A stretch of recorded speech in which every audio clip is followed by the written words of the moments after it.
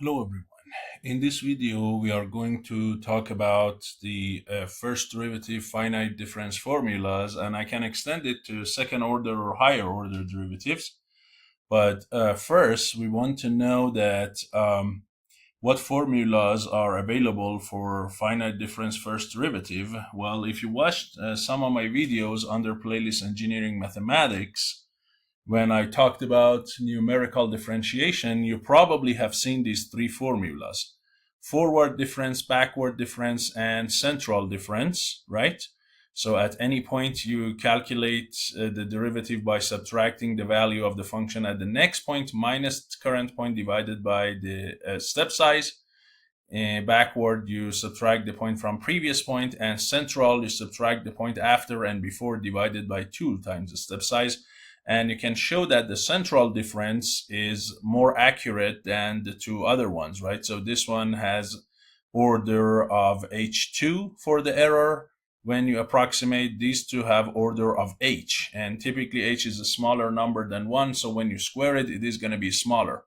So central difference is definitely more accurate than forward and backward, and I can show you in an example with MATLAB. But you might say, well, why would you use these two? If this one is more accurate, why would you use them? The reason is at the boundaries of the object, right? So if you have a bar here and you want to calculate some derivative, let's say the derivative of temperature with respect to x, correct?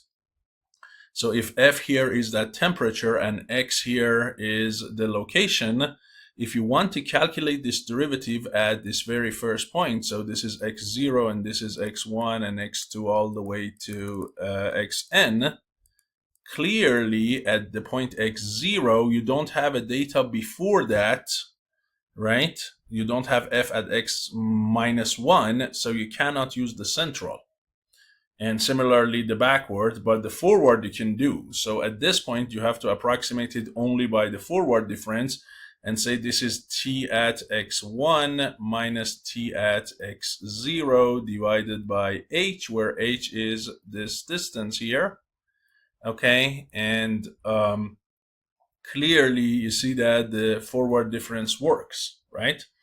And similarly at the end, again, you cannot use forward or central because there is no data after that. There is no x negative n plus 1. So at this point, if you want to calculate the derivative, it is going to be t at xn minus t at xn minus 1. You have to use the backward formula. Okay? So forward and backward are good for the beginning and the end of a domain or something. But in the middle, you definitely add these middle points at x2. You want to use, for instance, t at x3 minus t at x1 divided by 2h, okay? Because that's more accurate. So this is what we know already, and that is not what we want to do. What I want to do is first show you how these terms are derived and the order for them. And then the better question I want to answer is, can I get to a formula, something like this, that uses more than 2 points and the order of error for that is much smaller, like h to the 4. So this is way more accurate if you have more points. So first, let me show you how to derive these guys, because once we know how to derive them, we then know how to derive better formulas or more accurate formulas. So if I want to do this, all I need to do is, I know that x of I plus 1 is basically x of I plus h, and x of I minus 1 is x of I minus h. So all I need is to find the Taylor series for f at x of I plus h or minus h and subtract it from or add it to the other term and divide and see what I get. So here all I need is f of x plus h, to a Taylor series for that, which is this guy, and then subtract it from f of x. So take this f of x to the other side and divide by h. If I do that, this is what I get. So you see clearly my f prime can be approximated by this if I neglect this rest of the terms. And if you look at the rest of the terms, what are the things that are remaining? These are the things that are remaining. That I don't care, or not care really, I just truncate. We call it truncation error. And you clearly see that the error is proportional to h to the power 1. So we say it's order of h to the power 1. Similarly, f of x minus h can be written like this. Again, here you take this to this side and take everything else to the other side and divide by h.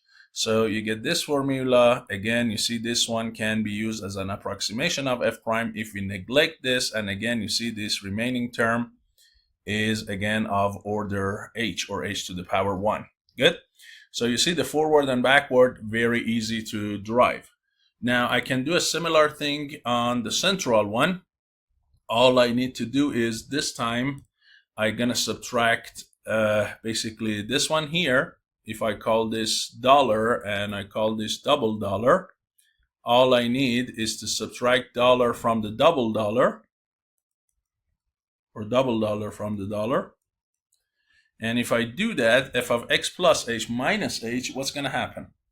Well, you see that these f's would cancel. This is hf prime minus another minus hf prime, so you're going to get 2hf prime. Then this second derivative, they have the same sign, so again they get canceled. Then this third derivative, it's going to be 2h cubed over 6 f to the third, and the rest of it, which are terms of order h5 and so on. So now if you look, if I divide both sides by 2h, I can get an approximation of f prime plus a bunch of terms that I want to truncate. And clearly, if you look at these terms that I'm truncating, the biggest term that you have is h squared. So you see the error of central is proportional to h squared as opposed to h. So clearly, central formula gives you a lot better estimate compared to the forward or backward. Okay. Now, my next question is, can I get something even better than central? And if I can, how do I get that? The secret is to use more than 2 points. Right now, I used only 2 points in any of these formulas. You see, it's f at this point and next point, or this point and previous point, or previous and next point. So there are only 2 f's that are used for these forward, backward, and central difference. But I can use 4 points instead of 2. How? So this time I need to go to 2 points ahead and 2 points behind. So I need f of x at f at x plus 2h and minus 2h as well. So all I need is to do the Taylor series for that. It's going to be f of x plus 2h f prime plus 2h squared over 2 factorial f double prime and so on. And then I do a similar thing for f of x minus 2h. Good. Now I'm going to subtract again these two equations. So I put a negative behind this and add it to this one. And if I do that, what would you get? Again, the derivatives that have orders of even numbers. So 0 order, you can see that the second order and then the fourth order and so on, all of these would get canceled and the odd orders would stay. So here you have 2hf prime minus minus, so you get 4hf prime, and then 8 over 3h cubed f double f3 third prime and so on and so forth. So this is going to be the subtraction of these 2 points. Now clearly you can see that I have f prime in it, and so I can say, hey, f prime is equal to f of x minus plus 2h minus x minus 2h divided by 4h, and then say that if I do that, if I divide by that, if I just get f prime from here, f prime is going to be f of x plus 2h minus f of x minus 2h divided by 4h, or the difference between these x's, and then plus what? Plus, here if I divide by 4h, I'm going to get 2h squared over 3f 3 prime and so on. So if I neglect this portion, you see that this is a new formula for f prime using the points 2 ahead and 2 before. But the problem is the order of the error is the same as the central. The order still is h squared. So this formula, if I use that, it's no more accurate than the basically central formula. Why? Because clearly you see I'm using only 2 points. So this is not what I want to do. What I want to do is now between this equation number 5 that I got, which is this one, and equation 4 that I got earlier, which is this guy here, I want to get rid of that third derivative of f and make my error even better. So now look, I'm gonna go between equations 4 and 5. Look here. Between these two equations, I want to get rid of the third derivative. So look at these. How do I do that? If you look, the coefficient of third f is 2h cubed over 6. Here is 8 over 3h cubed. So they both have h cubed, but one coefficient is 2 over 6, the other one is 8 over 3. What relation exists between them? Well, if you divide these two numbers, clearly you see that the ratio is going to be 8. So this coefficient here is 8 times that one. So if I want to eliminate the third f prime, I need to multiply this guy by 8. So the coefficient of f third derivative becomes the same in both of them, and then I subtract. If I do that, then only f prime will stay and the fifth derivative, which I can neglect now, okay? But I can get rid of this cubic term, h cubic term. So that's what I do. I subtract 5 times equation 4, this is 4, sorry for the typo, minus equation 5 and get rid of the third derivative of f, as I said, and then solve for f prime. If I do that, guess what?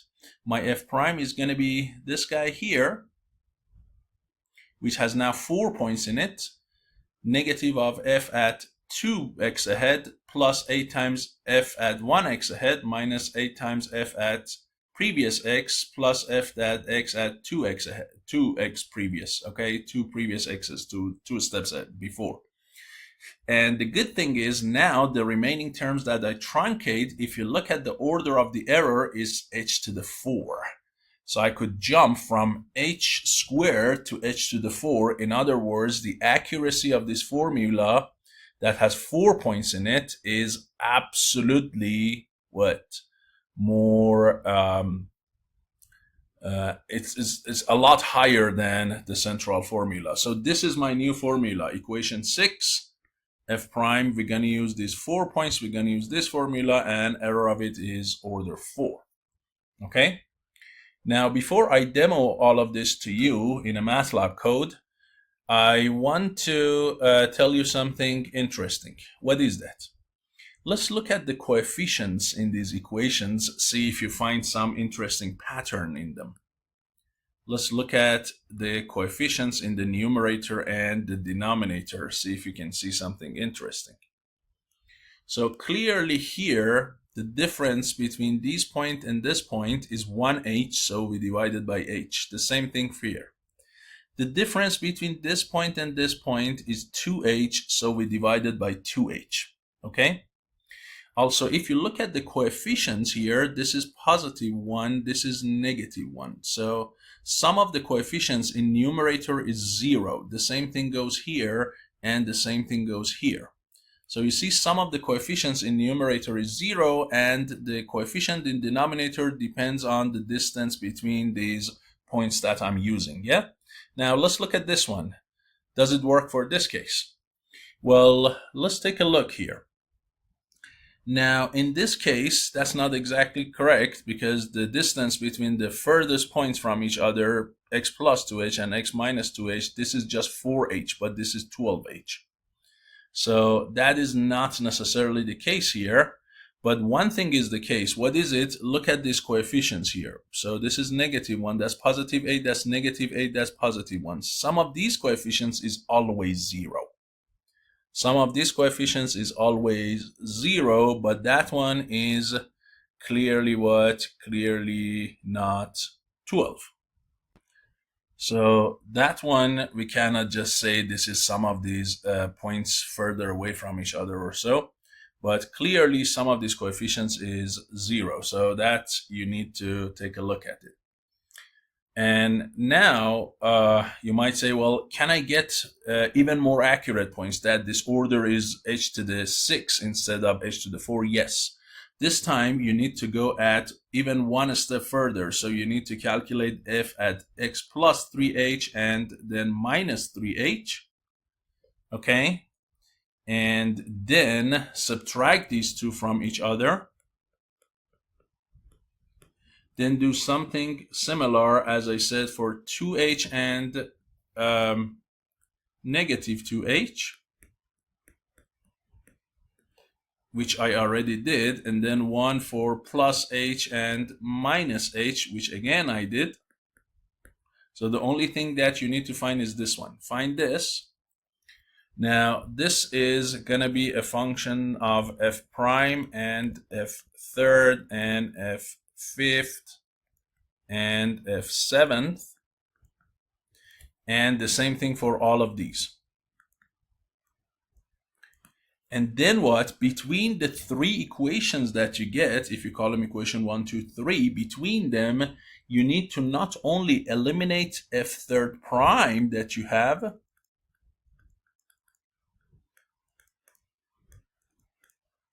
you also need to cancel the f fifth derivative. You need to also cancel that because you have three equations, so you should be able to get rid of two variables instead of one. And if you do that, then the relation that you will get is going to be only f prime and f to the 7th. And then once you solve for f prime, based on a combination of these 6 points, whatever it is, plus it is going to be order of h cubed, h to the 6, divided by something times f to the 7. So your order is going to be h to the 6. All you need is, again, now you have to use 6 points instead of 4 points. And you can use more and more points and get more and more accurate derivatives. Okay, so this is the process that you can get higher and better derivatives. And you might say, well, what about the second derivative? The central formula that we have for the second derivative, if you have seen it, the second derivative formula is basically f at x plus h plus f at x minus h minus 2f at x, and this is divided by h squared. Okay, so where does that come from? Again, what you need to look at is these two formulas, right? So this time the goal is to basically find the double derivative, not the first derivative. So instead of subtracting these equations, I'm going to add them together. So I'm going to add these two. If I do that, then these odd derivatives will all cancel, and I'm going to be down to the even derivative. So if I do that, basically calculate this term here, if I calculate that, you see that term, if I add them, it's going to be 2f of x. And then you're going to have plus h squared times f double prime. And then you can add an extra term here, right? So it's going to be plus h to the 4. And that is 4 factorial, right? Which is 24 divided by 2, that is 12, f to the 4th, and plus dot dot dot. So clearly now I will take this f of x to the other side, and that becomes negative 2f of x, and now I divide by the coefficient of f double prime h. So f double prime is going to be exactly this, and then plus what? Plus this term divided by h squared. So it's going to be h squared over 12 f to the 4th and dot dot dot. So you see that the order of error is going to be h squared. Right? So the central formula for the second derivative is going to be of order h squared. But if I want, I can now also go ahead and look at these two formulas.